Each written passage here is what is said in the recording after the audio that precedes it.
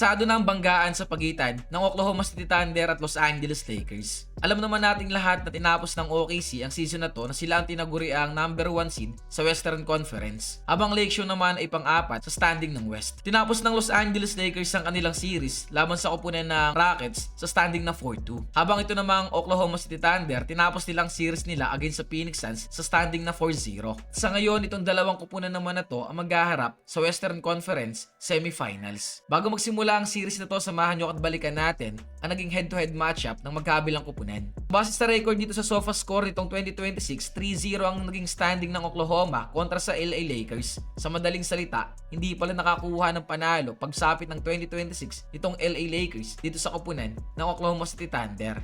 Noong February 10, 2026, nakakuha ng Oklahoma City Thunder ang panalo kontra sa kupunan ng Los Angeles Lakers sa score na 119-110. Noong April 3, 2026, nakakuha ulit ng Oklahoma ang panalo kontra sa Lake Show sa score na 139-96. Noong April 8, 2026, nakakuha na naman ng Oklahoma City Thunder ang panalo kontra sa LA Lakers at mas tambak sila dito sa score na 123-87. As you can see mga idol, no, kung yan ang pagbabasihan natin, di hamak na mas malakas ang kupunan ng Oklahoma kumpara dito sa Lake Show. Kumbaga, may resibo talaga. Well, alam naman nating lahat na pagsapit ng playoffs, back to zero na ang record. Kaya dito natin makikita kung sino nga ba talaga mas malakas sa kanilang dalawa. Sa matchup na to, siguro naman alam nyo na rin kung sino talaga ang yamado. Walang iba kundi ang defending champion na Oklahoma City Thunder. Matapos nga pangunahan ni SGA ang kanilang opensa na nag-average this season ng 33.8 points per game. Tapos sinundan pa ni Jalen Williams na nag-average naman ng 20.5 points per game. Si Chet Holmgren nakaalalay pa ng 17.2.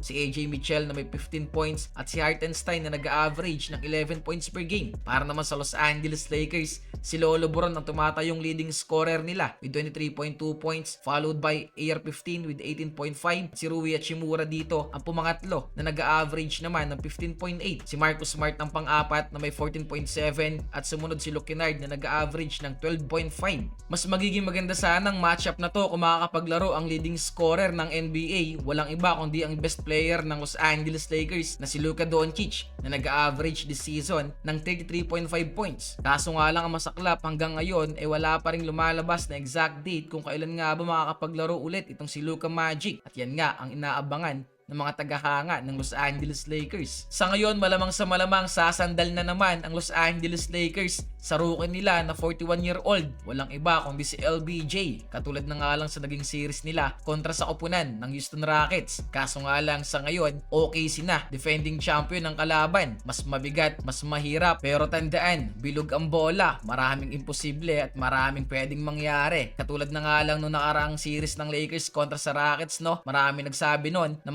0 lang ang LA Lakers kasi nga walang AR at Luka Doncic. Pero guess what? Tumagos pa rin ang kupunan ng Los Angeles Lakers. Syempre, para makakuha ang panalo, kinakailangan mag-step up ng ibang manlalaro ng Los Angeles Lakers. Hindi sila pwedeng umasa lang kay LeBron. Sa ngayon, hindi natin alam kung sino nga ba talaga mananalo sa series na to. Mahirap din kasing hulaan. Sabi nga nila, mahirap magsalita ng tapos. Pero kung kayo ang tatanungin, sino sa tingin nyo ang mananalo sa series na to? Magkomento lang dyan sa may comment section at babasahin natin yan. Maraming salamat sa solid suporta nyo mga idol. It's your boy King Jan. I'm out.